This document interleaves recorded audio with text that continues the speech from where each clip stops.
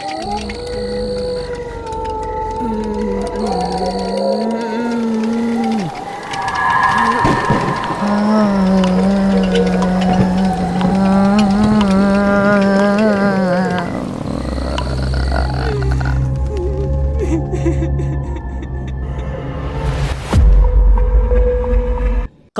ஸ்கூலுக்கு கிளம்பி போன அந்த ஒரு 14 வயது மதிக்கத்தக்க பெண் குழந்தை மாலையில திரும்ப பத்திரமா வீடு வந்து சேரல. நடுவுல அந்த பெண் குழந்தைக்கு என்ன நடந்திருக்கும்? இதெல்லாம் ஒரு பக்கம் இருந்துட்டு இருக்க, இப்போ இன்னைக்கு நம்ம பார்க்கக்கூடிய இந்த ஒரு திகில் அமானுஷ்யமான சம்பவத்தினால பாதிக்கப்பட்டதுல பல பேர் இப்போ உயிரோடவே இல்லைன்னு கூறப்படுகிறது. ஸோ அப்போ உங்களுக்கு ஒரு கேள்வி வரலாம், என்ன ப்ரோ இது சம்மந்தமே இல்லாமல் இருக்குது, காலையில் ஒரு 14 வயது பெண் குழந்தை ஸ்கூலுக்கு போயிருக்காங்க, ரிட்டன் வீடு திரும்பி வரலங்கிறீங்க, நடுவில் பாதி பேர் பேய்களால் பாதிக்கப்பட்டு வந்துட்டு இறந்து போயிருக்காங்க, இப்போ வரைக்குமே வந்துட்டு அவங்க எங்கே போனாங்கன்னு தெரியல அப்படிங்கிற மாதிரி சொல்கிறீங்க. இது என்ன எனக்கு ஒன்றுமே புரியல, ஒரே குழப்பமாக இருக்குன்னு நீங்கள் சொல்கிறது எனக்கு புரியுது. ஆனால் இது ஒரு உண்மையாக நடக்கப்பட்ட அதிபயங்கர அமானுஷ்ய சம்பவம் அப்படிங்கிறதாட்டும் இதை நம்மளுடைய இன்ஸ்டாகிராம் பேஜ் மூலிமா அந்த சம்பவத்தினால பாதிக்கப்பட்ட அந்த நபரே நமக்கு ஷேர் பண்ணியிருந்தாங்க. அவர் என்னமோ இந்த ஸ்டோரியை வந்துட்டு ஈஸியாக என்கிட்ட சொல்லிட்டு போயிட்டாருங்க. ஆனால் அந்த ஸ்டோரியை கேட்டதுக்கப்புறம் எனக்குலாம் வந்துட்டு நெஞ்செல்லாம் வந்துட்டு அப்படி ஒரு மாதிரி படபடக்க ஆரம்பிச்சிருச்சு, என் ஈரக்கொலையை நடுங்கிருச்சு அப்படிங்கிற மாதிரி கூட சொல்லலாம். இந்த மாதிரிலாம் ஒரு அமானுஷ்யமான விஷயங்கள் உண்மையாகவே உலகத்தில் நடக்குமா அப்படிங்கிற மாதிரி ஒரு கேள்விக்குறி தான் எனக்கு இருந்துச்சு. ஆனால் அந்த பெண் குழந்தை சொன்ன ஒரு வாக்குமூலத்துக்கு அப்புறம் இது உண்மையாகவே நடக்கப்பட்டது அப்படிங்கிறது எனக்கு அப்போ தான் புரிய வந்துச்சு. அப்படி அந்த பெண் குழந்தை என்ன சொன்னாங்க, அந்த குழந்தைக்கு அன்னைக்கு பள்ளியில் இருக்கும்போது என்ன நடந்துச்சு, ஸோ இறந்து போன நபர்கள்லாம் யார், ஏன் எதுக்காக இறந்து போனாங்க அப்படிங்கிற மாதிரி எல்லா ஒரு மர்மத்தை உடைக்கிற மாதிரியான ஒரு உண்மையாக நடக்கப்பட்ட திகில் அமானுஷமான பேய் கதை தான் இன்றைக்கி நம்ம பார்க்க போகிறோம். அதுக்கு முன்னாடி நம்ம சேனலுக்கு இப்போ தான் யாராச்சும் ஃபர்ஸ்ட் டைம் வந்திருக்கீங்கன்னா அங்கே சப்ஸ்கிரைப்னு ஒரு பட்டன் இருக்கும், அதை இப்போவே ப்ரெஸ் பண்ணிட்டு பக்கத்தில் பெல் பட்டன் இருக்கும், அதையும் சேர்த்து ஆள்னு கொடுத்து வச்சுருங்க. என்ன ரீசன்னா தினம் இந்த மாதிரி ஒரு உண்மையான திகில் அமானுஷமான பேய் கதையோட நான் வந்துட்டு உங்களை சந்திக்க போகிறேன். அதுக்காக தான் இப்போ சப்ஸ்கிரைப் பண்ணி வச்சிருங்க அப்படிங்கிற மாதிரி நான் சொல்கிறேன். அது மட்டும் இல்லாமல் டைம் வேஸ்ட் பண்ணாமல் வாங்க நம்ம டேரெக்டாக ஸ்டோரிக்குள்ளே போயிடலாம். Welcome back to the new video. நான் உங்கள் அருண். பயத்தை எதிர்கொள்ள தயாராக இருந்துக்கோங்க. இந்த சம்பவம் எப்போ நடக்கப்பட்டதுன்னு சொல்லிட்டு கேட்டிங்க, சரியாக 2009 காலகட்டத்தில் நடக்கப்பட்ட ஒரு சம்பவம் தாங்க. இது எந்த ஏரியான்னு சொல்ல போனோம்னா இந்த கரூர் மாவட்டத்தில் இருக்கக்கூடிய ஒரு சின்ன ஒரு ஸ்கூலு. அந்த ஸ்கூல் பார்த்தீங்கன்னா அந்த ஏரியாவில் அந்த டைமில் ரொம்ப பிரபலமான ஸ்கூலாக இருந்துட்டு இருக்குது. அந்த ஸ்கூலில் படிச்சுட்டு இருக்கிற ஒரு பெண் குழந்தை தான் 14 வயது மதிக்கத்தக்க அஸ்வினி அப்படிங்கிற ஒரு பெண் குழந்தைங்க. இந்த பெண் குழந்தையோட தந்தை பார்த்தீங்கன்னா அந்த ஏரியாலேயே ரொம்ப செல்வாக்கு மிக்க நபராக இருந்துட்டு இருக்காரு. அது மட்டும் இல்லாமல் இந்த ஸ்கூல் தான் அந்த ஏரியாவில் கொஞ்சம் ரொம்ப பிரபலமான ஸ்கூலாகவும் இருந்துட்டு இருக்குது. ஸோ இப்போ என்னன்னா எந்நேரம் போல தான் அன்னைக்கு ஒரு நாள் இந்த அஸ்வினி அப்படிங்கிற இந்த பெண் குழந்தையை பார்த்தீங்கன்னா ஸ்கூலுக்கு பத்திரமா கிளம்பி வந்திருக்காங்க. ஸ்கூல் வாகனத்தில் தாங்க கிளம்பி வந்திருக்காங்க. அப்படி வந்தவங்க நம்ம ஆல்ரெடி சொன்ன மாதிரி திரும்ப பத்திரமா வீடு போய் சேரல. நடுவில் என்ன நடந்துச்சுன்னு பார்க்கும்போது தான் தெரிய வருது, என்னன்னா ஈவினிங் ஸ்கூல் விட்டதுக்கப்புறம் அந்த ஸ்கூல் வாகனத்துக்காக பார்த்தீங்கன்னா ஸ்கூலை விட்டு வெளியே வந்து ஒரு 5 to 10 நிமிஷம் வந்துட்டு வெயிட் பண்ணுறது வழக்கம்ங்க, அந்த சின்ன குழந்தைங்களா இருந்தாலும் சரி யாராக இருந்தாலும் சரி. அப்போ அந்த மாதிரி டைமில் ஒரு 4 நபர்கள் ஒரு ஓம்னி கார் இருக்கு இல்லையா, அந்த ஓம்னி காரை மட்டும் பக்கத்து தெருவில் விட்டுட்டு ஒரு 4 நபர்கள் இந்த ஸ்கூலுக்கு முன்னாடி வந்து நின்றுருக்காங்க. வந்து நின்னது மட்டும் இல்லாமல் பார்த்தீங்கன்னா வந்துட்டு ஒரு பிரிண்ட் அவுட் எடுத்த ஒரு ஃபோட்டோங்க. அந்த ஃபோட்டோவை அந்த பொண்ணுக்கிட்ட காமிச்சு, இது உங்கள் அப்பா தானே, உங்கள் அப்பா அவனை கூட்டிகிட்டு வர சொன்னாங்கம்மா, அங்கே நின்றுட்டு இருக்காங்க பாருமா அப்படிங்கிற மாதிரி சொல்லி அந்த பெண் குழந்தையை கூட்டிகிட்டு வந்திருக்காங்க. ஸோ அப்போ வந்துட்டு இந்த விழிப்புணர்வுலாம் கம்மிங்க, யார் கூப்பிட்டாலும் போகக்கூடாது, யார் சாக்லேட் கொடுத்தாலும் வாங்கக்கூடாது அப்படிங்கிற மாதிரியான விழிப்புணர்வுலாம் அந்த காலகட்டத்தில் ரொம்ப கம்மியாகவே இருந்திருக்குது. ஸோ அதை நம்பி இந்த 14 வயது மதிக்கத்தக்க பெண் குழந்தையும் அந்த வழியாக நடந்து போயிருக்கிறாங்க. அப்படி போனவங்க கரெக்டாக அந்த ஒரு தெருவை தாண்டினதுமே பக்கத்து தெரு இல்லையா, ஸோ அங்கே யாருமே இல்லை, கரெக்டாக அவங்க வாகனம் மட்டும் தான் இருந்துட்டு இருக்குது. சட்டுன்னு என்ன பண்ணிட்டாங்க, அந்த 4 பசங்களும் வந்துட்டு அந்த பொண்ணை அப்படியே அந்த வண்டிக்குள்ளே ஏற்றி உடனே அந்த பொண்ணுக்கு வாயை கட்டி அப்புறம் வந்துட்டு கண்ணையும் கட்டிட்டு கை கால் எல்லாத்தையும் கட்டி அந்த பொண்ணை உள்ளே தூக்கி போட்டுட்டு இவங்க 4 பேர் சேர்ந்து அந்த ஓமினி கார் எடுத்துகிட்டு வந்துட்டு அந்த ஏரியா விட்டு கிளம்ப ஸ்டார்ட் பண்ணுறாங்களாங்க. ஆமாம், அந்த பொண்ணு இப்போ கடத்தப்பட்டிருக்காங்க. ஸோ இப்படி இருந்துட்டு இருக்கும்போது அந்த பசங்க எங்கே கொண்டுட்டு போகிறாங்கன்னா ஆல்ரெடி வந்துட்டு ஒரு இடத்த வந்துட்டு பிளான் பண்ணி வச்சுட்டாங்க. அந்த கரூர் மாவட்டத்திலே பார்த்தீங்கன்னா வந்துட்டு ஊருக்கு வெளியே ஒரு 25 கிலோமீட்டர் தள்ளி பார்த்தீங்கன்னா வந்துட்டு ஒரு பழைய பாலடைஞ்ச வந்துட்டு ஒரு பில்டிங் இருக்குது. அது ஆக்சுவலி என்னென்னா பில்டிங் இல்லை, அதை நம்ம வந்துட்டு ஒரு கைவிடப்பட்ட மருத்துவமனைன்னு கூட சொல்லிக்கலாம். அது வந்துட்டு பல வருஷங்களுக்கு முன்னாடி யூஸ் பண்ணியிருக்காங்க. அப்புறம் காலப்போக்கில் ஒரு சில பிரச்சனைகள்னால பார்த்தீங்கன்னா வந்துட்டு அந்த மருத்துவமனை வந்துட்டு நிரந்தரமாக மூடி வச்சிருக்காங்க. அது எந்த லெவலில் பாலடைஞ்சு இருக்கும் அப்படின்னு சொல்லிட்டு கேட்டிங்கன்னா, ஸோ அந்த மருத்துவமனை பில்டிங்க்கு மேலே கூட வந்துட்டு இந்த அரச மரம்னு சொல்லுவாங்க இல்லையா, அந்த மாதிரி மரங்கள் முளைச்சி அந்த பில்டிங் உள்ள ஃபுல்லா செடிகள் முளைச்சி அந்த மாதிரி ரொம்பவுமே பாலடைஞ்சு போய் இருக்கக்கூடிய ஒரு பில்டிங் தான் அந்த ஒரு அபாண்டட் பில்டிங். ஸோ அந்த கடத்தல்காரங்க என்ன அப்படின்னு சொல்லிட்டு கேட்டீங்கன்னா வந்துட்டு இந்த சிட்டிக்குள்ள இருந்து நம்ம போலீஸ்ல மாட்டிப்போம் அப்படிங்கிற ஒரு ரீசன்னால, அது மட்டும் இல்லாமல் இந்த பில்டிங்ல இருந்தால் வந்துட்டு யாருமே கண்டுபிடிக்கிறதுக்கு வாய்ப்பே இல்லை. ஏன்னா இது ரொம்ப வருஷமா பூட்டி இருக்கிறதுனால வந்துட்டு இந்த ஒரு பிளேஸை சூஸ் பண்ணிக்கிறாங்க. இப்போ அந்த கடத்தலில் ஈடுபட்டு இருக்கக்கூடிய நபர்கள்லாம் யாருன்னு சொல்லிட்டு கேட்டீங்கன்னா காசி, ரமேஷ், ஆண்டனி, அப்புறம் பார்த்தீங்கன்னா தரணி இப்படிங்கிற ஒரு 4 நபர்கள் சேர்ந்து தான் இந்த ஒரு பெண் குழந்தையை கடத்திட்டு வந்திருக்காங்க. அப்படி பெண் குழந்தை கடத்தப்பட்டு ஒரு மணி நேரம் கூட ஆகலைங்க. இவங்க அந்த பிளேஸ்க்கு வந்துட்டு என்ன பண்றாங்க, உடனே அந்த குழந்தை வந்துட்டு அந்த வண்டிக்குள்ள தான் உட்கார்ந்துட்டு இருக்காங்க. அப்படி இருந்துட்டு இருக்கும்போதே அந்த பெண் குழந்தையோட தந்தைக்கு கால் பண்றாங்க. கால் பண்ணிட்டு வந்துட்டு என்ன உன் குழந்தை வீட்டுக்கு வந்து சேரலையா அப்படிங்கிற மாதிரி வந்துட்டு அந்த தந்தை கால் பண்ணி கேட்குறாங்க. ஆனால் அவருக்கு தெரியலங்க. அவர் ஏதோ வந்துட்டு ஒரு கட்சி மீட்டிங் அந்த மாதிரி வந்துட்டு ஏதோ ஒரு விஷயத்தில் ரொம்ப ஈடுபாடாக இருந்துட்டு இருக்காரு. தான் குழந்தை வந்துச்சா வரல அப்படிங்கிறதே தெரியல. ஏன்னா ஒரு 1 ஹவர் தான் கேப் ஆயிருக்கு இல்லையா. இவருக்கு ஒன்றும் புரியல. ஒன்றும் புரியாமல் வந்துட்டு ஃபோனை கட் பண்ணிட்டு என்ன பண்ணியிருக்காரு, வீட்டுக்கு ஃபோன் பண்ணி கேட்டிருக்காரு குழந்தை வந்துச்சா இல்லையான்னு சொல்லிட்டு. அவங்க இன்னும் குழந்தை வரலங்க, நான் ஏதோ வேன் லேட்டுன்னு நினச்சிட்டு இருக்கேன் அப்படிங்கிற மாதிரி வீட்டில் இருந்து சொல்லியிருக்காங்க. உடனே இவருக்கு பயங்கரமான ஷாக்கானது மட்டும் இல்லாமல் திரும்ப அந்த நபர் கால் பண்ணியிருக்காருங்க. கால் பண்ணிட்டு என்னாச்சு, என் குழந்தை நீங்கள் தான் வச்சிருக்கீங்களா, என்னாச்சு என் குழந்தை இன்னும் வீட்டுக்கு வரலான்னு சொல்கிறாங்க அப்படிங்கிற மாதிரி ஒரு மாதிரி பதட்டத்தோடு கேட்டுட்டு இருக்காருங்க. அப்படி கேட்டுட்டு இருக்கும்போது இந்த கடத்தல் கேங்குடைய வந்துட்டு தலைவர் யாருன்னு சொல்லிட்டு கேட்டீங்கன்னா காசி அப்படிங்கிற அந்த நபர் தான். அவர் தான் ஃபோனில் என்ன பேசுகிறாருன்னு சொல்லிட்டு கேட்டீங்கன்னா, யோ கொஞ்சம் கூட உன் குழந்தை மேலே உனக்கு அக்கறையே இல்லையா, உன் குழந்தைய கடத்தி வச்சுட்டு நான் வந்துட்டு உன்கிட்ட பேசிகிட்டு இருக்கேன், நீ ஃபோனை கட் பண்ணி வச்சுட்டு நீ பாட்டு எங்கேயோ போய்கிட்டு இருக்க அப்படிங்கிற மாதிரி சொன்னரும். உடனே ஆப்போசிட்டாக அந்த குழந்தையுடைய தந்தை பற்றி வந்துட்டு ரொம்ப பயங்கரமாக திட்ட ஆரம்பிக்காதுங்க. ஏதாவது பச்சை பச்சையாக திட்டுறாரு. யாரா நீங்கள், நான் யாருன்னு தெரியுமாடா, என் குழந்தைய எப்படா கடத்துனீங்க, இப்போ பாரு அடுத்த 5 நிமிஷத்தில் நீங்கள் இருக்க இடத்துக்கு போலீஸ் வரும்பார் அந்த மாதிரி அவர் பாட்டு வாய்க்கு அந்த மாதிரி பேசிகிட்டு இருக்காருங்க. ஆனால் இந்த காசி அப்படிங்கிற இந்த கடத்தல் கும்பலின் தலைமை சொன்ன ஒரே ஒரு வார்த்தை, இங்க பாரு நல்லா தெரிஞ்சுக்கோ, நீ யாருக்காவது ஃபோன் பண்ணன்னு தெரிஞ்சு அதுவும் குறிப்பாக போலீஸ்க்கு ஃபோன் பண்ண அப்படிங்கிற மாதிரி விஷயம் தெரிய வந்துச்சு அப்படின்னா அடுத்த நொடியே உன் குழந்தை உயிர் இருக்காது. அடுத்த நாள் காலையில் உங்கள் வீட்டு பக்கத்தில் இருக்க குப்பை தொட்டியில் வந்துட்டு அனாதை பணமாக வந்துட்டு செத்து கிடப்பா அப்படிங்கிற மாதிரி ஒரு வார்த்தையை அந்த தந்தை கிட்ட இந்த காசிங்கிற நபர் வந்துட்டு ஃபோனில் சொல்கிறாரு. இதை கேட்டு அந்த தந்தை வந்துட்டு அந்த இடத்துல துடிதுடிச்சு போயிட்டாருங்க. அவ்வளோ நேரம் வந்துட்டு அப்படி ஒரு மாதிரி கண்ணீர்னு வந்துட்டு பச்சை பச்சையாக அறுத்து கிழிச்சிட்டு இருந்த அந்த ஒரு தந்தை இப்போ அப்படி மௌனமாக இருக்காருங்க. மௌனமாக இருந்தது மட்டும் இல்லாமல், தம்பி என் குழந்தை எதுவும் பண்ணிடாதீங்கப்பா, இது வந்துட்டு நாங்கள் தவம் இருந்து பெற்ற குழந்தை, தயவு செய்து உங்களுக்கு என்ன வேணும்னு கேளுங்க, நான் கொடுத்துருதேன், வந்துட்டு என் குழந்தை எதுவும் பண்ணிடாதீங்க அப்படிங்கிற மாதிரி இப்போ அவராகவே வலிக்கு வராருங்க. அப்படி வலிக்கு வந்தது மட்டும் இல்லாமல் இப்போ இவங்க என்ன டிமாண்ட் பண்ணுறாங்கன்னா, எனக்கு ஒரு 10 லட்ச ரூபா பணம் வேணும், அதை நான் எங்கே கொண்டு வரணும், எப்படி கொண்டு வரணும் அப்படிங்கிற மாதிரி விஷயத்தை நான் வந்துட்டு உனக்கு இதில் எஸ்எம்எஸ்ஸாக போட்டு விட்றேன், நீ அந்த இடத்துக்கு நீ பணத்தை கொண்டு வந்துட்டு என்னை கான்டாக்ட் பண்ணி மறு நிமிஷம் வந்துட்டு உன் குழந்தை உங்ககிட்ட வந்து சேரும். இதுக்கு நடுவில் ஏதாச்சும் போலீஸை வச்சு தில்லுமுள்ளு பண்ணலான்னு நினச்சா அடுத்த நிமிஷமே உன் குழந்தைய போட்டு தள்ளிடும் அப்படிங்கிற மாதிரி வந்துட்டு ஒரு ஸ்ட்ரிக்டான ஒரு ஆர்டரை வந்துட்டு காசி அப்படிங்கிறவர் சொல்லியிருந்தாருங்க. அப்படி சொன்னதுமே சரி தம்பி, இப்போ வந்துட்டு உடனே என்கிட்ட அவ்வளோ பெரிய பணம் இல்லை, என்கிட்ட சொத்து தான் எல்லாமே இருக்குது, நான் எல்லாத்தையும் விற்கணும், எனக்கு ஒரு நாள் டைம் கொடுங்க அப்படிங்கிற மாதிரி கேட்டதுமே வந்துட்டு என்னன்னா, ஒரு நாளா, அதெல்லாம் முடியவே முடியாது, ஐயோ உன் குழந்தைய நான் வச்சிருக்கேங்கிறேன், இப்போ வந்துட்டு ஒரு நாள் டைம் கேட்டுட்டு இருக்கு அப்படிங்கிற மாதிரி அந்த ஒரு வாக்குவாதம் போய்கிட்டே இருந்திருக்குதுங்க. அப்புறம் அவர் வந்துட்டு ஒரு வழியாக சரி எனக்கு கொஞ்சம் டைம் கொடுங்க, நான் வந்துட்டு பேசிட்டு நான் வந்துட்டு உங்ககிட்ட திரும்ப கான்டாக்ட் பண்ணுறேன் அப்படிங்கிற மாதிரி வந்துட்டு அந்த நபர், அதாவது அந்த தந்தை வந்துட்டு அக்செப்ட் பண்ணிட்டு ஃபோனை கட் பண்ணுறாருங்க. அப்படி கட் பண்ணதுக்கப்புறம் என்ன நடக்குதுன்னா, இப்போ தான் சம்பவமே நடக்க ஆரம்பிக்க போகுது.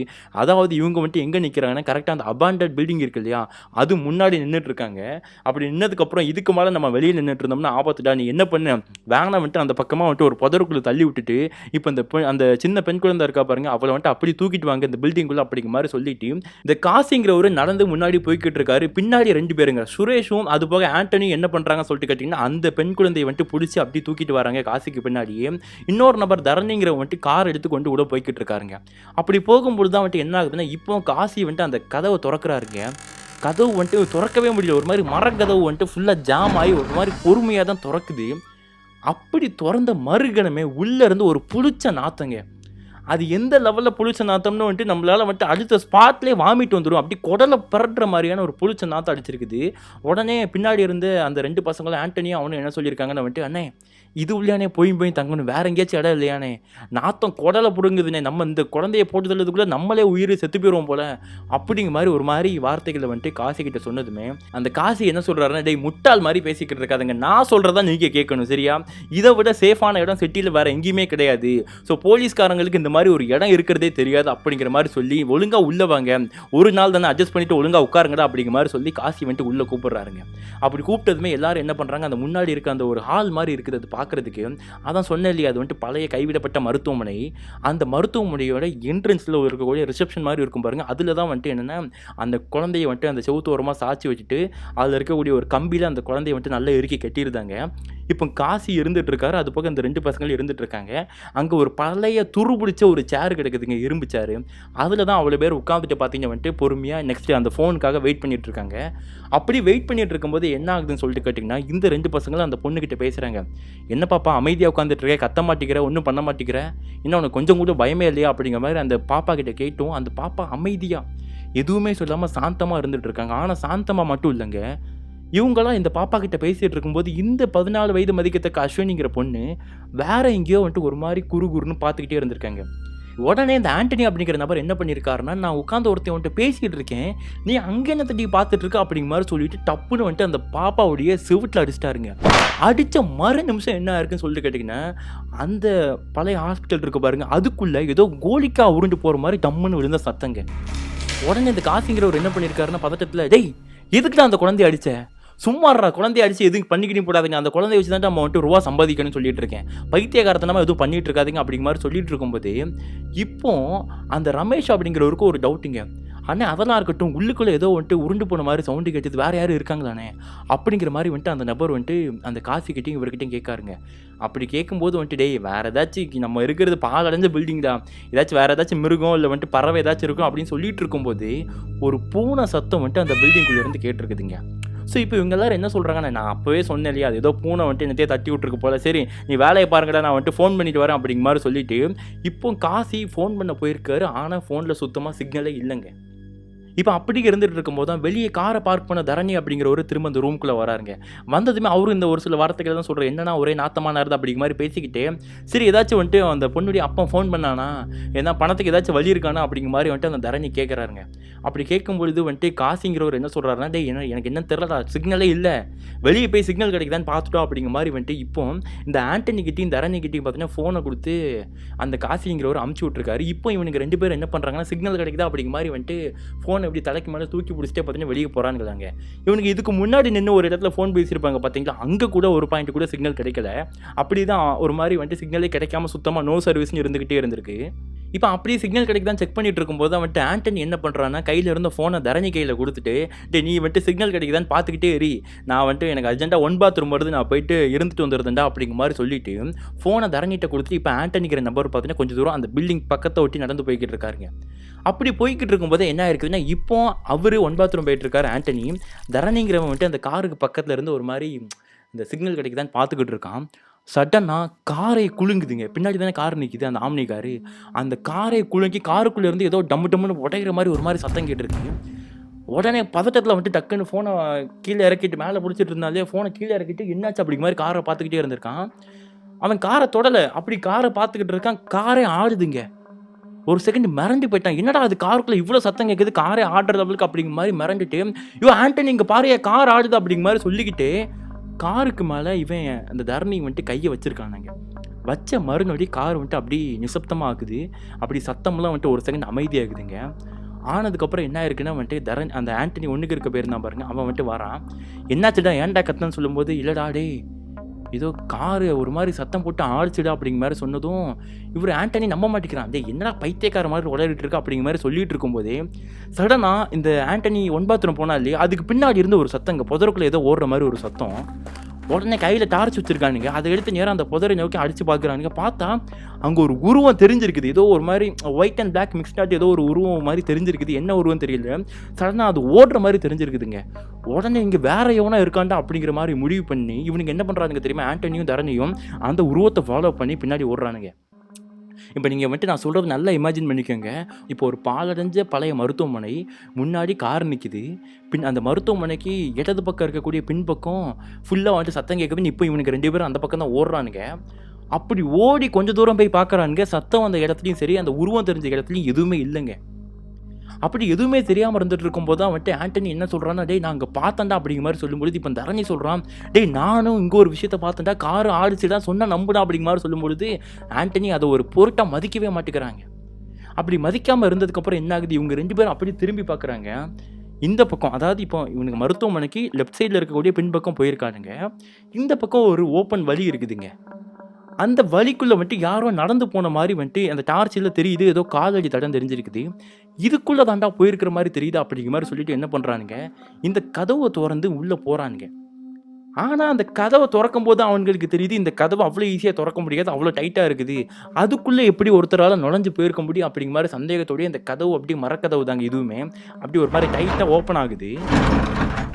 அப்படி ஓப்பன் ஆனதுக்கப்புறம் உள்ளே போகிறாங்க. உள்ளே டார்ச் அடித்து சுற்றி முற்றி பார்க்குறாங்க. அங்கே ஃபுல்லாக என்ன தெரியுமா இருக்குது, பழைய அழுகி போன துணிகளும், அதாவது துணிகள் அழுகி போயிருந்துன்னா உங்களுக்கு புரியுதா, அந்த சாக்கடை மாதிரி மிக்ஸ் ஆகி இருக்குதுங்க அந்த துணிகள்லாம். அது போக அங்கங்கே துரு பிடிச்ச அந்த ஸ்ட்ரக்சர்லாம் இருக்கும் பாருங்கள், அந்த மாதிரி ஒரு சில ஸ்ட்ரக்சரும் எல்லாமே இருந்துகிட்ருந்துருக்குதுங்க. ஸோ இப்போ பொறுமையாக டார்ச் அடிச்சுட்டு அவனுங்க அந்த வழியாக நடந்து அந்த அந்த ஒரு சின்ன வரண்டா மாதிரி இருக்குது ஹாஸ்பிட்டலில், அதில் பொறுமையாக இவனுக்கு 2 பேரும் நடந்து போய்கிட்டு இருக்கானுங்க. அப்படி போய்கிட்டு இருக்கும்போதே இப்போ வந்துட்டு தரணி என்ன சொல்கிறான்னா பயத்தோட, யார் நீங்கள், யாராக இருந்தாலும் தயவு செய்து வெளியே வந்துடுங்க, வெளியே வரல நாங்கள் கண்டுபிடிச்சா உங்களை கொன்றுவோம், உயிரே எடுத்துருவோம் பார்த்துக்கிங்க, நாங்கள் யாரும் தெரியாமல் விளாண்டுட்ருக்கீங்க அப்படிங்கிற மாதிரி வந்துட்டு தரணி அங்கேருந்து கத்திக்கிட்டு இருக்காங்க. அப்படி கத்திக்கிட்டு இருக்கும்போதே என்ன ஆகுதுன்னா, திரும்ப இவங்களுக்கு பின்னாடி அந்த ஸ்ட்ரக்சர்லாம் ஏதோ ஒன்று சவுண்டு கேட்குற மாதிரி ஒரு மாதிரி சத்தம். இப்போ ஏன்னா ஆண்டனி பயப்பில்லை, ஆனால் தரணி ஒரு விஷயத்த ஆல்ரெடி பார்த்துட்டான் இல்லையா, அதனால் அவனுக்கு இன்னும் பயமாக இருக்குது. டக்குன்னு என்னடா சவுண்டு கேட்குது அப்படிங்கிற மாதிரி வந்துட்டு பின்னாடி திரும்பி பார்த்துட்டு இருக்காங்க. அப்படி திரும்பி பார்த்துட்டு இருக்கும்போது தான் இப்போ என்ன ஆகுதுன்னா, நீ இந்த பக்கம் போய் பாரு, நான் அந்த பக்கம் போய் பார்க்குறேன் அப்படிங்கிற மாதிரி சொல்லிட்டு அவனுக்கு வச்சிருக்கிறது பழைய பட்டன் ஃபோன் தாங்க. அந்த பட்டன் ஃபோனில் மேல் பட்டன் அமைக்க பிடிச்சிக்கிட்டே இருந்தோம்னா டார்ச் சின்னதாக இருக்கும் இல்லையா, அதை ஒருத்தன் யூஸ் பண்ணிக்கிறான். தரணிங்கிறவன் அதை யூஸ் பண்ணிவிட்டு முன்னாடி வந்துட்டு இன்னொரு ரூம் நோக்கி நடந்து போயிட்டுருக்கான். இப்போ பின்னாடி ஆண்டனிங்கிறவன் பார்த்தீங்கன்னா வந்துட்டு அந்த பக்கமாக இருக்கிற ஏதாச்சும் ஒரு சில விஷயங்கள் தெரியுதா அப்படிங்கிற மாதிரி பார்த்துக்கிட்டு இருக்கான். அப்படி பார்த்துக்கிட்டு இருக்கும்போது என்ன இருக்குதுன்னா, இப்போ முன்னாடி தரணி வேற ரூமில் போயிருந்தா இல்லையா, அப்படி போயிருந்தவன் திரும்ப ரூம்குள்ளே ஃபுல்லாக வந்துட்டு சுற்றி பார்த்து யாரும் இல்லை அப்படிங்கிறத கன்ஃபார்ம் பண்ணிட்டு ரூமை விட்டு வெளியே வரான். அப்படி ரூமை விட்டு வெளியே வந்ததுக்கப்புறமே இப்போ அந்த பக்கம் ஆண்டனி தனியாக போயிருந்தா இல்லையா, அவன் டார்ச் அடிச்சுட்டு வெளியே வரான். ஆனால் அவன் வெளியே வந்ததை பார்த்த இந்த தரணி அப்படிங்கிறவன் ஒரு மாதிரி அலறாங்க, டேய் அங்கே நிற்காதடா ஓடிடுறான் அப்படிங்கிற மாதிரி வந்துட்டு ஒரு வார்த்தையை சொல்லியிருக்கான். ஆண்டனிக்கு ஒன்றுமே புரியல, ஏன்டா சொல்கிறான் அப்படிங்கிற மாதிரி ஆண்டனி திரும்பி பார்த்துருக்கான். அவனுக்கு எதுவுமே தெரியலைங்க. ஆனால் திரும்பியும் தரணி சொல்கிறான், டே சீக்கிரம் ஓடி வாடா ஓடி வந்துடுறான் அப்படிங்கிற மாதிரி வந்துட்டு தரணி கூப்பிட்றாங்க. அப்படி கூப்பிட்டதுக்கப்புறம் எதுக்குடா சொல்கிறான் அப்படிங்கிற மாதிரி வந்துட்டு 2 ஸ்டெப்பு தான் வந்துட்டு ஓடுற மாதிரி வந்துட்டு கொஞ்சம் வேகமாக எடுத்து வச்சிருப்பான் ஆண்டனி. மறு நிமிஷமே கீழே வந்துட்டு ஏதோ ஒரு கம்பி மாதிரி துருபிடிச்ச கம்பி இருந்திருக்குதுங்க. அதில் கால் ஸ்லிப் ஆகி அவன் காலை கிழிச்சிருக்குது அந்த கம்பி. அந்த இடத்துல வலிக்கு விழுறாங்க. அப்படி விழுந்ததுமே வந்துட்டு அவன் காலை பிடிச்சிக்கிட்டு வந்துட்டு ரொம்ப அலறான், கத்துறான். அப்படி கத்திக்கிட்டு இருக்கும்போதே வந்துட்டு டே இங்கே வாடா வாடா அப்படிங்கிற மாதிரி ஆண்டனி கூப்பிட்றான். ஆனால் ஆண்டனி எவ்வளோ கூப்பிட்டும் கொஞ்சம் கூட நகராமல் அங்கேருந்து தான் கத்திட்டு இருக்கான். யாரும் கேட்டேன் தரணி கத்திக்கிட்டே எப்படியாச்சும் வந்துடுறான் அப்படிங்கிற மாதிரி அழாத குறையாக கத்திட்டு இருக்காங்க. அப்படி அந்த தரணி என்னத்தை பார்த்து கத்திட்டு இருக்கான் அப்படிங்கிறத பார்க்கறதுக்குள்ள ஆண்டனி திரும்பி இருக்கான். அவன் திரும்பினா ஒரு ஸ்ட்ரக்சருங்க. அந்த ஸ்ட்ரக்சர் வேகமாக வந்து இப்போ ஆண்டனி உட்காந்துட்டு இருக்கா இல்லையா, அவன் மேலே நெத்தியில பயங்கரமாக விட்டு முட்டி இருக்குது. அந்த ஸ்ட்ரக்சர் வந்து முட்டினது மட்டும் இல்லாமல் அந்த ஸ்ட்ரக்சருக்கு மேலே அவங்க சொன்னதை என்னால் இப்போ கூட நம்ப முடியலைங்க. ஒரு பழைய எப்போவோ உள்ள டெட் பாடி மாதிரி, அழுகி போன டெட் பாடி மாதிரி இருந்திருக்குதான். அது அப்படி வந்துட்டு இவன் யார் நம்ம ஆண்டனி மேலே அப்படி விழுந்திருக்குதுங்க. ஆனால் இந்த டெட் பாடியை பார்த்து வந்துட்டு தரணி கத்தலை, அந்த ஸ்ட்ரக்சரை தள்ளிட்டு வந்ததே ஒரு மாதிரி வந்துட்டு அழுகி போன ஒரு பெண்ணுடைய உருவம் தான் தள்ளிட்டு வந்திருக்குது. அதை பார்த்து தான் இப்போ தரணிங்கிற வந்துட்டு கத்தியிருக்கான். ஸோ இப்போ என்ன ஆகுதுன்னு சொல்லிட்டு கேட்டீங்கன்னா, இவன் இந்த மாதிரி வந்துட்டு அந்த ஸ்ட்ரக்சரை அடித்து மயங்கி அந்த இடத்துல விழுந்துட்டான் இல்லையா. இப்போ என்ன ஆகுதுன்னா, இவன் திருச்சி தலைதறிக்க பார்த்தீங்கன்னா வந்துட்டு அந்த பில்டிங்கில் ஓடுறாங்க. ஓடி எப்படியோ பார்த்தீங்கன்னா வந்துட்டு அந்த அந்த காசி முதலாளி இருக்கான் பாருங்க, காசி அது பாருங்க ஆல்ரெடி இருந்துட்டு இருக்க சுரேஷ், இவங்க இருந்துட்டு இருக்க இடத்துக்கு பார்த்தீங்கன்னா வந்துட்டு தரணியும் போய் சேர்ந்துதான். சேர்ந்து மூச்சு முட்டை பார்த்தீங்கன்னா வந்துட்டு அங்கே போய் நின்றுட்டு இருக்காங்க. அப்படி நின்றுட்டு இருக்கும்போது அது என்னாச்சுடா என்னாச்சு, ஏன் இப்படி ஓடி வர அப்படிங்கிற மாதிரி காசி கேட்கவே, அண்ணே அங்கே அங்கே அப்படிங்கிற மாதிரி வந்துட்டு கை காமிச்சிட்டு இருக்காங்க. என்னடா ஏதாவது சொல்லுடா அப்படிங்கிற மாதிரி பார்த்தீங்கன்னா வந்துட்டு இப்போ காசி வந்துட்டு இவர்கிட்ட கேட்கும் பொழுது, அண்ணன் இந்த இடத்துல இருக்க மாட்டானே உடனே கிளம்பிடுவோம்னே அப்படிங்கிற மாதிரி சொல்கிறேன். சரி அவனை எங்கடா ஆண்டனி எங்கடா அப்படிங்கிற மாதிரி வந்துட்டு கேட்கும் பொழுது, அண்ணன் அவன் நான் என்ன சொல்லன்னு தெரியலன்னு இப்போ பதட்டமாக ரொம்ப பதட்டமாக இருந்துட்டு இருக்காங்க. உடனே காசி, டே சி கம்முன்னு உட்காரு, நீ சும்மா எதுக்கு எடுத்தாலும் பயந்துக்கிட்டே, டே நீ போய் பார்த்துட்டோடா அப்படிங்கிற மாதிரி சுரேஷை இப்போ இவன் வந்த வழியாக போய் பார்த்துட்டோம் அப்படிங்கிற மாதிரி அமுச்சு விட்ருக்காங்க. அப்படி அமுச்சு விட்டது மட்டும் இல்லாமல் நீ அவன் கூட போ அப்படிங்கிற மாதிரி சொல்லி இப்போ இந்த நம்பரையும் யார் அந்த பயத்தோடு இருந்துட்டு இருக்கான் பாரு அவனையும் சேர்த்து தான் அமுச்சு விட்றான். அவன் போக மாட்டேன்னு சொன்னாலும் இப்போ நீ போகலன்னா இங்கே நானே உன்னை கொண்டுருவான் அப்படிங்கிற மாதிரி காசி மிரட்டுறாங்க. இப்போ அவனுங்க 2 பேரும் பார்த்தீங்கன்னா வந்துட்டு நேரா அந்த அவன் வந்த வழிக்கே கூட்டி போயிருக்கான். ஏன்னா, இவன் ஏதோ ஒண்ணு அந்த மாரி பார்த்தான். அந்த மாரி ஆண்டனி மயக்கம் போட்டு விழுந்திருக்கான்னு சொன்னான் இல்லையா? அந்த இடத்துக்கு கூட்டிட்டு போயிருக்காங்களாங்க. அப்படி கூட்டிட்டு போனதுக்கப்புறம் என்ன ஆகுதுன்னா, தரணி அவன் ஆல்ரெடி இதுக்கு முன்னாடி நின்ன இடத்த விட்டு நகர மாட்டேங்க அங்கேயே நின்னுட்டு இருக்கான். ஆனா, அந்த பக்கம் பார்த்தீங்கன்னா வந்துட்டு யாருன்னா, இவன் ஆண்டனி மயங்கி விழுந்து கிடக்கான் இல்லையா? அதுக்கு நேரா கை காமிச்சு, இப்போ சுரேஷ்ட்ட வந்து சொல்றான், "அண்ணா கிடக்கான் பாரு ஆண்டனி, அங்க போய் பாரு" அப்படிங்கிற மாரி வந்துட்டு கை காமிச்சிருக்கான். இப்போ வந்துட்டு சுரேஷ் போயிட்டு ஆண்டனிய பார்த்துருக்கான். அவனுக்கு மூச்சு பேச்சே இல்லங்க. கால்ல இருந்து ரத்தம் போய்க்கிட்டே இருக்குது. அதையும் தாண்டி பார்த்தோம்னா அவன் சொன்ன மாதிரியான அந்த ஸ்ட்ரக்சரா இருக்கட்டும், அங்க ஒரு சில எந்த விஷயமே இல்ல. ஆண்டனி ஜஸ்ட் கால்ல கிழிச்சு ஒரு மாரி மயக்கம் போட்ட நிலையில இருந்திருக்கான். ஹார்ட்ல கை வச்சு பார்த்துருக்கான். அப்புறம் பல்ஸ் இருக்கான்னு பார்த்துருக்கான். பார்த்தா உயிர் இல்லைங்க. செத்து போயிட்டான். ஆண்டனி செத்தே போயிட்டான். இப்போ என்ன ஆகுது, சுரேஷ் வந்துட்டு இந்த தரணியை கூப்பிட்றான். டேய் வாடா, தயவு செய்து இங்கே எதுவுமே இல்லடா அப்படிங்கிற மாதிரி சொல்லி, இப்போ இவனுக்கு 2 பேரும் சேர்ந்து ஆண்டனியோட டெட் பாடியை அப்படியே தூக்கிட்டு காசிக்கிட்ட கொண்டு போய் போடுறானுங்க. போட்டதும் காசிக்கு பயங்கரமான ஷாக்குங்க. இன்னைக்கு என்னடா பண்ணி வச்சிருக்கீங்க, இவனுக்கு என்னடா ஆச்சு அப்படிங்கிற மாதிரி வந்துட்டு காசி கேட்டுட்டு இருக்கவே, அண்ணே நான் தான் சொன்னலானே இந்த மாதிரி வந்துட்டு அங்கே என்னென்ன நடந்துச்சோ அப்படிங்கிற மாதிரி ஒன்று விடாமல் அவ்வளோத்தையும் இப்போ பார்த்தீங்கன்னா வந்துட்டு தெளிவாக வந்துட்டு காசிக்கிட்ட சொல்லியிருக்கான் அந்த ஒரு தரணிங்கிறவன். சொன்னதுக்கப்புறம் என்னடா வளர்றீங்க அப்படிங்கிற மாதிரி பேசிகிட்டு இருக்கும்போது இப்போ பில்டிங்கில் இன்னொரு பக்கம் இன்னொரு மூலையிலேருந்து திரும்ப வந்துட்டு ஏதோ தகரத்தை பிடிச்சி கரகரன்னு பிடிச்சி இழுத்த என்ன மாதிரி சவுண்டு கேட்குமோ அந்த மாதிரி ஒரு சத்தம் கேட்டுருக்குதுங்க. அண்ணா இங்கே பாருங்க, நான் ஆல்ரெடி சொன்னேன் இதுக்கு மேலே அங்கே இருந்து நம்ம உயிருக்கே ஆபத்து கிளம்பிடுவோம்னு சொல்லிட்டு தரணி திரும்பவும் சொல்ல, ஆனால் இப்போ அங்கே இருந்துட்டு இருக்கக்கூடிய ரமேஷுங்கிறவன் என்ன சொல்கிறானே, என்னடா பயந்தாக்குள்ளேயே இருந்தேன் அண்ணே, நான் போய் பார்த்துட்டு வரேன், என்ன ஏதோ ஒரு பொம்பளை பிள்ளை அப்படிங்கிற மாதிரி சொன்னான், யாரை நான் போய் பார்த்துட்டு வரேன் அப்படிங்கிற மாதிரி சொல்லிட்டு இப்போ வந்துட்டு அவன் என்ன பண்ணுறான், அங்கே கிடக்க ஒரு பயங்கரமான கம்பியை தூக்கிட்டு அவன் பாட்டு சத்தம் வர இடத்த நோக்கி போயிருக்காங்க. அப்படி போனவனுக்கு என்னாச்சு அப்படிங்கிறது தெரியல, அவன் பாட்டு போயிருக்கான். இப்போ அவன் போனி ரொம்ப நேரம் ஆகுது. இப்போ இவங்களும் அந்த ஃபோனுக்காக வெயிட் பண்ணிட்டு இருக்கான். சிக்னலே கிடைக்காம இருந்துட்டு இருக்குதுங்க. ஸோ என்னடா பண்ணுறது, சிக்னலும் கிடைக்க மாட்டேங்குது. அவங்க அப்பங்காரன் என்ன சொன்னான் அப்படிங்கிற மாதிரி தெரியல அப்படிங்கிற மாதிரி சொல்லிட்டு இப்போ என்ன பண்ணியிருக்கான்னு சொல்லிட்டு கேட்டீங்கன்னா, காசி வந்துட்டு சரி நான் வந்துட்டு வெளியே போய் சிக்னல் கிடைக்குதான்னு பார்த்துட்டு வரேன்டா அப்படிங்கிற மாதிரி சொல்லிட்டு காசி அந்த ரூமை விட்டு வெளியே போயிருக்காருங்க. அப்படி போனதுமே இந்த பையன் தரஞ்சி என்ன சொல்லியிருக்கான், அண்ணன் என்ன தனியாக விடாதங்க, எனக்கு பயமாக இருக்குது, நானும் உங்கள் கூட வரேன்னு சொல்லிட்டு இப்போ காசியும் தரஞ்சியும் வந்துட்டு அந்த பழைய பில்டிங் விட்டு வெளியே வந்து சிக்னல் கிடைக்குதான்னு பார்த்துக்கிட்டே இருந்துட்டு இருக்காங்க. அப்படி பார்த்துக்கிட்டே இருந்துட்டு இருக்கும்போது என்ன ஆகுதுன்னா, ஒரு பயங்கரமான அலறல் சத்தங்க. யார் அலறான்னு சொல்லிட்டு கேட்டீங்கன்னா, சுரேஷ் உள்ளே போனவன் தான் பார்த்தீங்கன்னா வந்துட்டு பயங்கரமாக அலறிட்டு இருக்கான். அலறி அடித்து தலை தறிக்க வந்துட்டு வெளியே வராங்க. அப்படி வெளியே வந்து பார்த்தா என்ன ஆகுதுன்னு சொல்லிட்டு கேட்டீங்கன்னா, அண்ணன் அண்ணன் அப்படிங்கிற மாதிரி சொல்கிறான். பார்த்தேன் இந்த இடம் இருக்குது பாருங்க, இந்த இடத்த யாரோ பிடிச்சி நகத்தை வச்சு பறண்டி கொதஞ்ச மாதிரி உள்ளே இருக்கிறத அவ்வளோ வெளியே தெரிஞ்சிருக்குதாங்க. அந்த லெவலுக்கு இந்த இவனை ஏதோ பண்ணியிருக்காங்க. அவன் வந்து கரெக்டாக காசி மற்றும் அந்த தரணி அவங்க கண்ணு முன்னாடியே பார்த்தீங்கன்னா அந்த இடத்துல வந்துட்டு அப்படி செத்து மடிக்கிறாங்க. இதை பார்த்து தரணிக்கு இன்னுமே அள்ளி விட்டுருச்சு. இதுக்கப்புறம் எக்காரம் கொண்டு நான் அந்த பில்டிங்குள்ளே வரமாட்டேனா அப்படிங்கிற மாதிரி வந்துட்டு தரணி சொல்லிக்கிட்டு இருந்துட்டு இருக்கான். காசி வந்துட்டு ரொம்ப டென்ஷனா, ஏன்னா காசி வந்துட்டு கொஞ்சம் கூட அந்த பேய் பிசாசுன்னு இல்லைங்க, மனுஷனுக்கே பயப்படாத ஆளுங்க. அப்புறம் வந்துட்டு எப்படி பேய் பிசாசுக்கெல்லாம் பயப்பட போகிறான். ஸோ ரொம்ப தைரியமான ஆளுங்க. அதனால வந்துட்டு என்னடா ஒவ்வொருத்தனா போய் செத்துட்டு இருக்கீங்க, அப்படி யார்கிட்ட தான் அடி வாங்கி செத்துட்டு இருக்கீங்க அப்படிங்கிற மாதிரி ரொம்ப டென்ஷன் ஆகுறாங்க. ஆனதை மட்டும் இல்லாமல் உள்ள அந்த பொண்ணு வர தனியாக இருக்கா, வாடா உள்ளே போயிருப்பான் அப்படிங்கிற மாதிரி சொல்லிட்டு காசி கையில் வந்துட்டு என்னென்னா அந்த ஒரு பழைய காலத்து இந்த வேட்டைக்கு போகிறவங்களும் ஒரு கன்று வச்சுருப்பாங்க இல்லையா, அந்த கன்னை காரில் வச்சுருந்துருக்கான். அந்த கன்னை வெளியே எடுத்துட்டு நேராக தரணிக்கு முன்னாடி நிப்பாட்டிட்டு, இப்போ நீ ஏன் கூட வரலன்னா ஒரே புல்லட் நீ செத்துருவோம் அப்படிங்கிற மாதிரி தரணியை மிரட்டி இப்போ காசியும் தரணியை பார்த்துட்டு வந்துட்டு உள்ளே வரேங்க. ஆல்ரெடி உள்ளே வந்துட்டு யார் செத்து கிடக்கிறா, ஆண்டனி செத்து கிடக்கிறான். இப்போ வேற யார் செத்து கிடக்கிறா, வெளியே வந்துட்டு பார்த்துட்டு வந்துட்டு இந்த கழுத்துலாம் வந்துட்டு அடிபட்டு ஒரு மாதிரி ரத்த கலரியாட்டு வந்துட்டு ரமேஷ் செத்து கிடக்கிறான். இப்போ இவங்க 2 பேர் மட்டும் தான் உள்ளே போகிறாங்க. உள்ளே போயிட்டு யாரு நான் அன்றைக்கி பார்த்துட்றேன்டா, தைரியம் இருந்தால் என் முன்னாடி வந்து நில்லுங்கடா அப்படிங்கிற மாதிரி காசி அந்த பில்டிங் உள்ளேருந்து கத்திக்கிட்டு இருக்க. இப்போ தான் தரணி ஒரு விஷயத்தை நோட் பண்ணுறான்.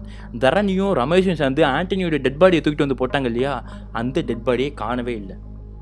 ஆனால் அந்த டெட் பாடி காணாமல் போனது ஒரு பக்கம் இருந்துட்டு இருக்கட்டும், இப்போ கீழே உட்காந்துட்டு இருக்கு அந்த அஸ்வினிங்கிற 14 வயது மதிக்கத்துக்கு அந்த பெண் குழந்தை ஒரு மாதிரி வந்துட்டு ஒரு எப்படி சொல்கிறது, ஒரு க்ரீப்பி, அதாவது வந்துட்டு ஒரு பயங்கரமாக வந்துட்டு ஒரு சிரிச்சிட்டு இருக்காங்க அந்த ஒரு பெண் குழந்தைங்க. உடனே வந்துட்டு காசிக்கு டென்ஷன் ஆகுது. அந்த கன்னை அந்த பாப்பாவுக்கு முன்னாடி நிப்பாட்டிட்டு, சிரிக்காத சுட்டுருவேன் கொஞ்சம் கூட பயமா இல்லையா அப்படிங்கிற மாதிரி கேட்டுட்டு இருக்கும்போது இந்த பொண்ணு தள்ளிப்போங்க அப்படிங்கிற மாதிரி சொல்லிட்டு அங்கே பின்னாடி வந்துட்டு எதையோ திரும்பி பார்த்து பயங்கரமாக சிரிச்சுக்கிட்டே இருந்திருக்காங்களாங்க. அப்படி சிரிச்சது மட்டும் இல்லாமல் என்னத்தை தாண்டி பார்த்து சிரிச்சிட்டு இருக்கா அப்படிங்கிற மாதிரி இவங்க எல்லாரும் திரும்பி பார்த்துருக்காங்க. அங்கே அப்படி திரும்பி பார்த்தா இப்போ செத்து போனதா சொல்லப்படக்கூடிய அந்த ஆண்டனி அப்படிங்கிற நபர் பார்த்தீங்கன்னா அந்த ஒரு இன்னொரு ரூமுங்க, இருட்டான ரூமுங்க, அது உள்ளேருந்து அப்படி பொறுமையாக நடந்து வந்துட்டு இருக்காரு. இதை பார்த்து இப்போ தரணி பயந்தான பயப்படலையோ காசிக்கு அள்ளு விட்டுருச்சுங்க. டே தரணி என்னடா நடக்குதுங்க, நீ சொன்ன மாதிரி தாண்டா ஏதோ நடக்குதுங்க அமானுஷம் மாட்டு, உண்மையாவே பேய்க்கு இருக்குதா இல்லை மட்டும் ஏடா இவன் செத்து போயிட்டான்னு சொன்னேடா, இப்போ ஏச்சு நடந்து வந்துட்டு இருக்கான் அப்படிங்கிற மாதிரி வார்த்தைகளை வந்துட்டு காசி தரணிக்கிட்ட கேட்கவே காசியே இவ்வளோ பயந்துருக்காருன்னா தரணி எந்த லெவலில் பயந்துருப்பாரு. ஆனால் என்னதான் இவங்க 2 பேரும் பயந்துட்டு இருந்தாலும் இந்த பாப்பா சிரிப்பை நிப்பாட்டுறதை விடலை. அது மட்டும் இல்லாமல் அந்த நபர் வாராம் பாருங்க, ஆண்டனி அப்படிங்கிற நபர், அவனும் ஒரு பொம்பளை பிள்ளை மாதிரி சிரிச்சுக்கிட்டே வந்துட்டு இருக்காங்க. இதை பார்த்து இவங்க 2 பேரும் ஷாக்கில் உடஞ்சிட்டு இருக்க. இப்போ காசி என்ன பண்ணுறான்னா தன் கையில் இருந்த துப்பாக்கியை அந்த வரக்கூடிய ஆண்டனிக்கு நேராக வந்துட்டு பாயிண்ட் பண்ணிட்டு ஒரு அடி எடுத்து வச்சேன், இப்போ சிரிக்கிறத நிப்பாட்டலை அப்படின்னா உனக்கு சுற்றுவாண்டா அப்படிங்கிற மாதிரி வந்துட்டு ஆண்டனியை மிரட்டவே, அதை பற்றி ஒரு பொருட்டு கூட கண்டுக்காத ஆண்டனி அதே மாதிரி பொம்பளை வயசு அப்படி சிரிச்சுக்கிட்டே கொஞ்சம் கொஞ்சமாக முன்னாடி நடந்து வந்துட்டு இருக்காங்க. ஸோ இதை பார்த்து இவங்களுக்குலாம் என்ன பண்ணனே தெரியல. ஸோ வேறு வழி இல்லாமல் யார் இந்த காசி அப்படிங்கிறவர் அந்த ஆண்டனி சுடவும் செய்கிறாரு. நெஞ்சுக்கு நேராக புல்லட் இறங்குது. அப்படி இறங்கியுமே அந்த ஆண்டனிங்கிற நபர் திரும்ப சிரிச்சுக்கிட்டே நடந்து வந்துட்டு இருக்காருங்க. இதை பார்த்து என்ன பண்ணன்னு தெரியாமல் உறைஞ்சி போயிருந்த இந்த காசி அப்படிங்கிற நபர் டக்குன்னு ஓடி போய் இந்த காரில் எல்லாமே வச்சுருந்துருக்காங்க இங்கே. அதாவது வந்துட்டு இந்த உருட்டை கட்டையாக இருக்கட்டும், கத்தி, வாள், அருவா அப்படிங்கிற மாதிரி எல்லாமே இருந்திருக்குது. ஓடி போய் நேராக வந்துட்டு ஒரு வாள், பயங்கரமான ஷார்ப்பான வாளை எடுத்துகிட்டு வந்திருக்காங்க. அதை எடுத்துகிட்டு வர்றதுக்குள்ளே என்ன இருந்திருக்கு அப்படிங்கிற மாதிரி சொல்லிட்டு கேட்டிங்கன்னா, இவன் யார், நம்ம அந்த தரணி உள்ளே இருந்துட்டு இருக்கான் இல்லையா, அவன் கழுத்தை பிடிச்சி அப்படி தூக்கி மேலே அந்த சன்செட் மாதிரி பல இழிஞ்சு போன வந்துட்டு இந்த பொருட்கள் வைக்கிறதுக்குலாம் மேலே இருந்திருக்கும் பார்த்தீங்க, அந்த மாதிரி ஏதோ திண்டு மாதிரி இருந்திருக்குதுங்க. அதில் தூக்கி டம்முன்னு மண்டையில் அடித்து அந்த அந்த பழைய இதுவே இடிஞ்சு விடுற லெவலுக்கு தூக்கி மண்டையில் அடிக்கிற லெவலுக்கு வந்துட்டு தூக்கி அடிச்சிருக்கானாங்க இந்த ஆண்டனி அப்படிங்கிற நபர் தரணியை தூக்கி.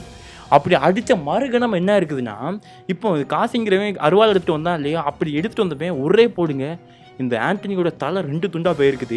ஆனால் அதுக்குள்ளே இந்த தரணி அப்படிங்கிற நபருக்கு பயங்கரமான அடிங்க, மண்டையிலலாம் ரத்த காயம் வந்து அவன் வந்துட்டு உயிருக்கு போராடிட்டு இருக்கான்.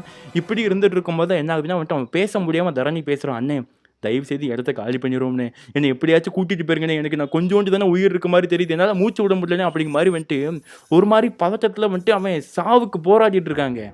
யார், தரணி.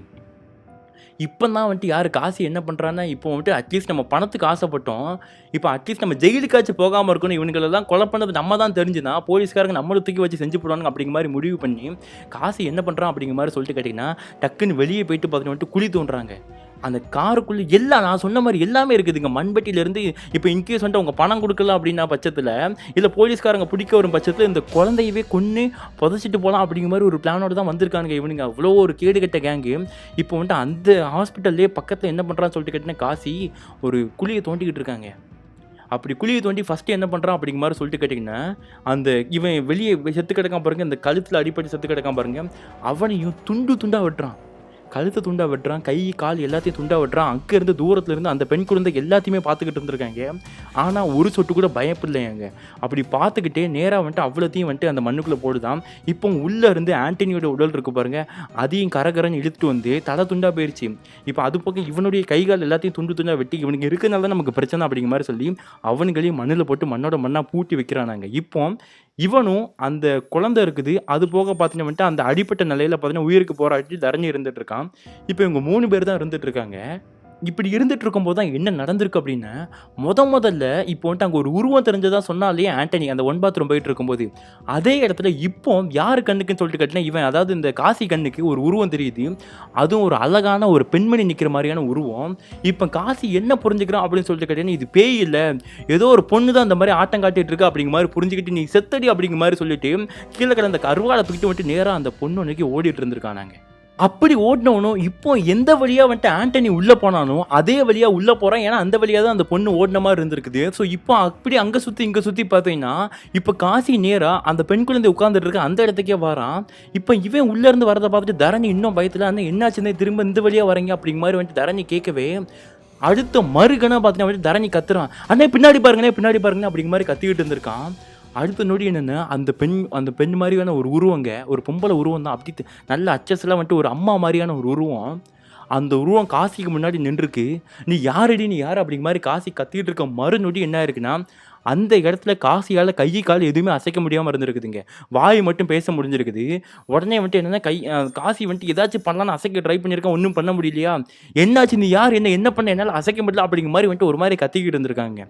உடனே அந்த உருவம் என்ன வார்த்தை சொல்லிச்சு அப்படின்னா, ஒரு நிமிஷம் அமைதியாக இரு, ஏண்டா சின்ன புள்ளியை பிடிச்சிட்டு வந்து கை கால் எல்லாத்தையுமே கட்டி போட்டு உட்கார வச்சுருக்கீங்களே, அந்த பொண்ணு இப்போ சவனேன்னு உட்காந்துட்டு இருக்கு இல்லையா, இப்போ உனக்கு மட்டும் என்ன கை காலை கட்டினோன்னு வந்துட்டு ஒரு மாதிரி என்ன பதற, ஒரு மாதிரி துடிக்கிற அப்படிங்கிற மாதிரி வந்துட்டு அந்த அம்மா வந்துட்டு ஒரு மாதிரி வாய்ஸில் பேசியிருக்காங்க.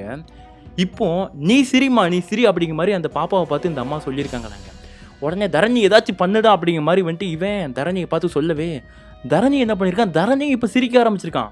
என்னடா தரணிக்காச்சு அப்படிங்கிற மாதிரி ஒரே யோசனையாக இருந்துட்டு இருக்கும்போது அடுத்த மறுநொடி என்ன இருக்குன்னு சொல்லிட்டு கேட்டிங்கன்னா, அப்படி சிலை மாதிரி நின்றுட்டு இருந்தான் பாருங்க அந்த ஆண்டனி, அப்படி சிலையாகவே கீழே சாயிறாங்க. அப்படி இப்போ காசி வந்துட்டு அந்த இடத்துல மடிஞ்சு விழுந்ததுக்கப்புறம் என்ன ஆகுதுன்னா, அங்கே பைத்தியம் மாதிரி சிரிச்சுக்கிட்டு உட்காந்துட்டு இருந்தான் பாருங்க அந்த தரணி அப்படிங்கிறவன். அவன் பொறுமையாக நகர்ந்து அந்த பாப்பா கிட்ட வந்திருக்கான். பாப்பா ஒரு மாதிரி பயப்பட ஆரம்பிச்சிருக்காங்க. உடனே அந்த அம்மா மாதிரி இருக்கிற உருவம் என்ன சொல்லியிருக்காங்க, ஆக்சுவலி இந்த பாப்பாவுக்கு அது ஒரு அம்மா மாதிரி உயிரோடு இருக்க மாதிரி தெரிஞ்சிருக்காங்க. அவங்க என்ன சொல்லியிருக்காங்கன்னா வந்துட்டு, பாப்பா பயப்படாத, ஒன்று எதுவும் பண்ண மாட்டான் அப்படிங்கிற மாதிரி சொல்லிட்டு, இப்போ அந்த பைத்தியம் மாதிரி சிரிச்சிட்டு இருக்க தரணியே இந்த பாப்பா கை கால் எல்லாத்துலையும் இருக்கக்கூடிய கெட்டு எல்லாத்தையுமே அவுத்து விட்ருக்காங்களாங்க. ஸோ என்னன்னா ஹாஸ்பிட்டலுக்கு வரும்பொழுதே வந்துட்டு மூச்சு தண்ணீர் இருக்கக்கூடாதுன்னு பாப்பாவுக்கு வாயும் கண்ணையும் அவுத்து விட்ருக்காங்க. இப்போ வந்துட்டு கை கால் எல்லாத்தையும் அவுத்து விட்டாங்க.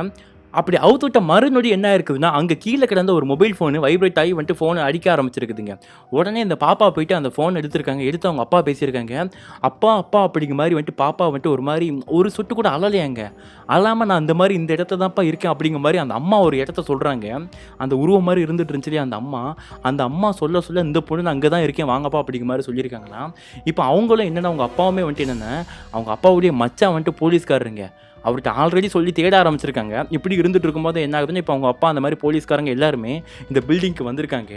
வந்தது மட்டும் இல்லாமல் வந்துட்டு இப்போ அந்த பாப்பா அங்கே இருந்துட்டு இருந்திருக்காங்க இல்லைங்க, அந்த பாப்பா அப்படியே தூக்கிக்கிட்டு இப்போ மற்றவங்களாம் எங்கள் பாப்பா அப்படிங்கிற மாதிரி கேட்கும் பொழுது அந்த பாப்பா எல்லாத்தையுமே கை காமிச்சிருக்காங்களாங்க. நடந்த விஷயங்களை அந்த பாப்பா சொல்லியிருக்காங்களாம். இந்த மாதிரி பார்த்தீங்கன்னா ஒரு அம்மா தான் எனக்கு ஹெல்ப் பண்ணாங்க. ஸோ இவர் இந்த காசிங்கிறவர் இருக்கார் இல்லையா, இவர் வந்துட்டு இந்த பாப்பா எல்லார் பேரையுமே ஞாபகம் வச்சு சொல்லியிருக்காங்க. இவர் இந்த மாதிரி 2 பேரை கொண்டு வெளியே புதைச்சி வச்சிருக்காரு. இவரை வந்துட்டு அந்த அம்மா அடிக்கும் பொழுது பார்த்தீங்கன்னா வந்துட்டு தலையில் அடிபட்டு பைத்தியம் ஆயிட்டாருன்னு நினைக்கிறேன்ப்பா அப்படிங்கிற மாதிரி எல்லா விஷயத்தையும் புட்டு அந்த பாப்பா பார்த்தீங்கன்னா வந்துட்டு அவங்க அப்பா கிட்டே அந்த போலீஸ்கார ஆக்சுவலி என்ன அந்த அப்பாவுடைய மச்சான், அவங்க அப்பாவுடைய தங்கச்சியோடைய புருஷன் இருக்கார் இல்லையா, அவங்களும் வந்திருக்காங்க. அவங்க கிட்ட எல்லா விஷயத்தையுமே சொல்லியிருக்காங்க. அப்படி சொன்னதுமே இவங்க அப்பாவுக்கும் சரி அந்த போலீஸ்கார அண்ணாக்கும் சரி நம்பவே முடியலையாங்க. எந்த அம்மா காப்பாற்றினாங்க, இந்த இடம் வந்துட்டு ஒரு பாலடைஞ்ச பங்களா, ஈவன் தான் எங்களுக்கே இப்படி ஒரு பங்களா இருக்குது தெரியாது, இங்கே யாருமா வந்து உன்னை காப்பாற்றினாங்க அப்படிங்கிற மாதிரி ஒரே குழப்பத்தோடு இருந்துட்டு இருந்திருக்காங்களாங்க. அப்படி இருந்துட்டு இருக்கும்போது தான் இப்போ இந்த பைத்தியம் பிடிச்ச நபரை வந்துட்டு ஹாஸ்பிட்டலில் போய் செக் பண்ணி எல்லாம் பார்த்துருக்காங்க. உண்மையாகவே அவன் வந்துட்டு மென்டலி டிசார்டர் ஆகிட்டான். அவனுக்கு எதுவுமே ஞாபகம் இல்லை, ஃபுல்லாக பயங்கரமான பைத்தியம் பிடிச்சவனா ஆகிட்டான். திரும்ப அவனை கொண்டு வந்துட்டு இந்த பைத்தியக்கார ஹாஸ்பிட்டல்னு சொல்லக்கூடிய அந்த இடத்துல வந்துட்டு ட்ரீட்மெண்ட்டுக்காக அவனை அமுச்சு விட்டுட்டாங்க. இப்போ தான் என்னென்னா இந்த பாப்பாவுடைய அப்பா என்ன பண்ணுறாங்கன்னு சொல்லிட்டு கேட்டிங்கன்னா, அது எப்படி சாத்தியம் அப்படிங்கிற மாதிரி வந்துட்டு அவர் என்ன கொஞ்சம் செல்வாக்கு மிகுந்தவர் இல்லையா, அந்த பில்டிங்கில் என்ன நடந்துச்சு, எதுக்காக வந்துட்டு அந்த பில்டிங் இந்த மாதிரி ஆயிருக்கு அப்படிங்கிற மாதிரி கொஞ்சம் விஷயங்களை வந்துட்டு அலசி பார்க்க ஆரம்பிச்சிருக்கிறாருங்க. அப்போ தான் இவங்க அப்பாவுக்கு ஒரு விஷயமே நல்லா புரிய வருது. இந்த ஹாஸ்பிட்டலுக்கு பின்னாடி ஒரு பயங்கரமான மர்மம் இருக்குது அப்படிங்கிறது. என்ன ரீசன்னா, 2003 ஒரு அம்மா பார்த்தீங்கன்னா வந்துட்டு என்னென்னா அந்த ஹாஸ்பிட்டலுக்கு தன்னுடைய குழந்தைக்கு ட்ரீட்மெண்ட் பண்ணுறதுக்காக கூட்டிகிட்டு வந்திருக்காங்க. ஆனால் அந்த ஹாஸ்பிட்டல் நிர்வாகம் அந்த குழந்தைக்கு ஒழுங்காக ட்ரீட்மெண்ட் பண்ண தவறியதுனால அந்த குழந்தையோட உயிரும் அந்த ஹாஸ்பிட்டலில் போகுது. அது மட்டும் இல்லாமல் அந்த அம்மா இருக்காங்க பாருங்கள், அந்த அம்மாவும் தன்னுடைய குழந்தையோட உயிரை இப்படி பண்ணிட்டீங்களா அப்படிங்கிற மாதிரி சொல்லி அந்த ஹாஸ்பிட்டலே தன்னுடைய உயிரை வந்துட்டு மாற்றிக்கிறாங்க. இதுக்கப்புறம் தான் என்னென்னா கவர்மெண்ட்லேருந்து பார்த்தீங்கன்னா வந்துட்டு அந்த ஹாஸ்பிட்டலுக்கு வந்துட்டு ஆய்வு மேற்கொண்டு வராங்க. அப்படி என்ன ரீசன், ஏன் இந்த மாதிரி வந்துட்டு விஷயங்கள் நடக்குதுன்னு சொல்லிட்டு பார்க்கும்போது தான் அவங்களுக்கு தெரிஞ்சிருக்குது. ஃபர்ஸ்ட் ஆஃப் ஆல் அந்த ஹாஸ்பிட்டலுடைய இன்ஃப்ராஸ்ட்ரக்சராக இருக்கட்டும், அது மட்டும் இல்லாமல் பில்டிங்ஸே வந்துட்டு ரொம்ப வீக்காக இருந்திருக்குது. எப்போ வேணாலும் இடிஞ்சு விடலாம் அப்படிங்கிற மாதிரி ஒரு சிச்சுவேஷன் இருந்திருக்கிறதுனால கவர்மெண்ட் அன்னைக்கே என்ன சொல்கிறாங்கன்னு கேட்டிங்கன்னா, இதை விட நல்ல கவர்மெண்ட் ஹாஸ்பிட்டல்லாம் ஆல்ரெடி வந்துருச்சு. ஸோ இதை டெம்பரவரியாக இல்லைங்க, பெர்மனண்ட்டாக வந்துட்டு நிரந்தரமாக இந்த ஹாஸ்பிட்டலை இதோட இழுத்து மூடுறோம் அப்படிங்கிற மாதிரி சொல்லி அந்த ஹாஸ்பிட்டல் இழுத்து மூடி இருக்காங்களாம். ஸோ அன்னையில் 2003 இப்போ வரைக்குமே அந்த ஒரு ஹாஸ்பிட்டல் ஒரு பாலடைஞ்ச பில்டிங்காக தான் இருந்துட்டு இருக்குது. அப்படி இருக்கும்பொழுது எந்த அம்மா இந்த பாப்பாவுக்கு உதவுனாங்கன்னு சொல்லிட்டு பார்க்கும்போது தான் இவங்க அப்பாவுக்கு ஒரு பயங்கரமான ஷாக்குங்க. ஏன்னா இவர் என்ன பண்ணியிருக்காருன்னா, பழைய நியூஸ் பேப்பர் இருக்குது பாருங்க, அந்த டைமில் நியூஸ் பேப்பரை கஷ்டப்பட்டு லைப்ரரியில் போராடி எடுத்து ஒரு மாதம் இதுக்காக போராடி இருக்காரு. அவர் அதை தெரிஞ்சுக்கணும்னு ரொம்ப ஆர்வத்தோட போராடி எப்படி கண்டுபிடிச்சி அந்த ஹாஸ்பிட்டலில் அந்த டைமில் வந்துட்டு தற்கொலை பண்ணி இறந்து போன அந்த அம்மாவுடைய ஃபோட்டோவும் அந்த குழந்தையோட ஃபோட்டோவும் கிடச்சிருக்குது. இப்போ தயக்கத்தோட தான் குழந்தைகிட்ட வந்துட்டு, அம்மா உங்ககிட்ட பேசினது, உன்னை காப்பாற்றினது இந்த ஃபோட்டோவில் இருக்க அம்மாவை பாருமா அப்படிங்கிற மாதிரி அந்த நியூஸ் பேப்பர் அந்த பாப்பா கிட்ட காமிக்கவே அந்த பாப்பா ஆமாப்பா அப்படிங்கிற மாதிரி சொல்லியிருக்காங்களாம். இதை கேட்டு ஒரு செகண்ட் இவர் நடுங்கி போயிட்டாராங்க. ஒரு ஆத்மா தான் தான் குழந்தைய இந்த மாதிரி காப்பாற்றிருக்கு. அது ஆத்மாவுடைய குழந்தைக்கு அந்த இடத்துல இந்த மாதிரி வந்துட்டு ஒரு துரோகம் நடந்து இறந்து போனதுனால வேற எந்த குழந்தைக்கும் அந்த மாதிரி நடந்துடக்கூடாது அப்படிங்கிற மாதிரி ஏக்கத்தில் இருந்துருக்குது. இப்போ எனக்கு தெரிஞ்சு என்னென்னா, அந்த ஆத்மா சாந்தி கூட அடைஞ்சிருக்கலாம். ஏன்னு வைங்களேன், தன்னுடைய குழந்தையை காப்பாற்ற முடியாட்டி இன்னொரு ஒரு குழந்தையை காப்பாற்றிட்டான் அப்படிங்கிற ஒரு மன நிம்மதி இந்த ஆத்மா கிடைஞ்சிருக்கும் அப்படிங்கிற மாதிரி அவங்க அப்பா நினச்சிக்கிட்டு, இங்கே பாரு பாப்பா, உன்னை காப்பாற்றினது வந்துட்டு எந்த ஒரு அம்மாவும் கிடையாது, ஒரு ஆத்மா தான் காப்பாற்றிருக்கு அப்படிங்கிற மாதிரி தான் குழந்தைக்கு எல்லாம் தெரியணும் அப்படிங்கிற மாதிரி சொல்லி தான் குழந்தைகிட்ட எல்லா விஷயங்களையும் அப்படியே அவங்க அப்பா வந்துட்டு சொல்லியிருக்காங்களாங்க. இத கேட்டதுக்கப்புறம் அந்த பாப்பா என்ன சொல்லியிருக்காங்கன்னா, "சரிப்பா அப்போ இந்த ஃபோட்டோவ வந்துட்டு ஃப்ரேம் பண்ணி குடுங்க. நான் நம்ம வீட்ல வந்துட்டு வச்சுக்கிறேன்ப்பா" அப்படிங்கிற மாரி சொல்லி, இப்போ அவங்க வீட்ல மத்த இறந்து போனவங்களுடைய ஃபோட்டோ இருக்கும் பாருங்க, அது கூட இந்த பொண்ணு பார்த்தீங்கன்னா, அந்த தன்னை காப்பாத்துன அந்த அம்மா ஃபோட்டோவையும் வச்சு இப்போ வர வணங்கிட்டு இருக்காங்களாம். ஸோ இந்த பொண்ணுக்கு இப்போ ஆல்மோஸ்ட் பார்த்தீங்கன்னா வந்துட்டு ஒரு திருமணமாகிற ஏஜ் வந்தாச்சு. அந்த பொண்ணு தான் என்கிட்ட நடந்த எல்லா விஷயங்களையுமே பார்த்தீங்கன்னா வந்துட்டு ஷேர் பண்ணிக்கிட்டாங்க. இப்போ நான் ஒரு விஷயத்த சொல்றேன் நல்லா கேட்டுக்கங்க. இது ஒரு சம்பவமா இருந்தாலும், கொடைக்கானல்ல லிவிங் ரிலேஷன்ஷிப்ல இருந்துட்டு இருக்கும் பொழுது, ஸோ அவங்க வந்துட்டு 2 பேரும் வந்துட்டு ஒண்ணா வந்துட்டு அந்த இது இன்டிமேட் ஆவாங்க இல்லையா? அந்த மாரி நடக்கிற டைம்ல, ஒரு தம்பதியினருக்கு ஒரு பயங்கரமான வந்துட்டு ஒரு அமானுஷ்யமான விஷயம் நடந்திருக்குது. அது வந்துட்டு அவங்க லைஃப்ல மறக்க முடியாத ஒரு அமானுஷ்யமான நிகழ்வா இருந்திருக்குது. அந்த வீடியோ நேத்து நம்ம சேனல்ல போட்டிருக்கேன். நீங்க பார்க்கலாம். ஐ கார்ட்ல குடுக்குறேன், எண்ட் ஸ்க்ரீன்ல குடுக்குறேன் பாருங்க. ஸோ இந்த மாரி பல அமானுஷ்யமான உண்மை கதைகள் நம்ம சேனல்ல போட்டிருக்கேன். அதையும் நீங்க பார்த்து என்ஜாய் பண்ணிக்கங்க. அண்ட் இந்த ஸ்டோரி இன்னைக்கு நம்ம சொன்ன ஸ்டோரிய பார்த்து நீங்க என்ன நினைக்கிறீங்க அப்படிங்கிறத கண்டிப்பா கமெண்ட் பாக்ஸ்ல கமெண்ட் பண்ணிட்டு போயிருங்க. And love you so much guys. Love you so much. Bye bye. நம்ம வந்துட்டு நெக்ஸ்ட் ஒரு பயங்கரமான சம்பவத்துல மீட் பண்றேன். Love you so much guys. Bye by.